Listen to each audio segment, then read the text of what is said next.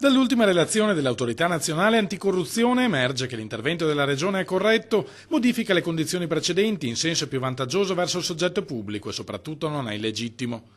Così Marco Corsini, commissario straordinario regionale della Superstrada Pedemontana Veneta, interpreta il documento che in questi giorni ha alimentato le polemiche da parte di chi continua a opporsi all'opera pubblica. Non c'è un passo della delibera ANAC che parla di danno erariale, anzi ci sono più passi che danno atto del grande risparmio che abbiamo ottenuto e della convenienza delle condizioni economiche spuntate in sede di revisione della Convenzione, quindi non c'è assolutamente nessunissimo pericolo di danno erariale, anzi semmai un danno si è evitato. Alcune criticità per l'ANAC non sono ancora risolte, riconosce Corsini, ma con giudizio negativo non definitivo. La prima è il contributo ulteriore di 300 milioni ai costruttori. ANAC dice che falserebbe la concorrenza se non fosse accompagnato da garanzie contrattuali che noi abbiamo da tempo già chiesto, quindi eravamo in anticipo rispetto a questo rilievo. Il secondo rilievo riguarda le previsioni di traffico, tarate su un limite di 130 km/h anziché su 110. È una differenza assolutamente irrilevante, non è in grado di alterare in modo significativo le previsioni di traffico. Sia l'avanzamento dei lavori che il pagamento degli espropri in questo momento sono al 35%, rendono noto da Palazzo Balbi,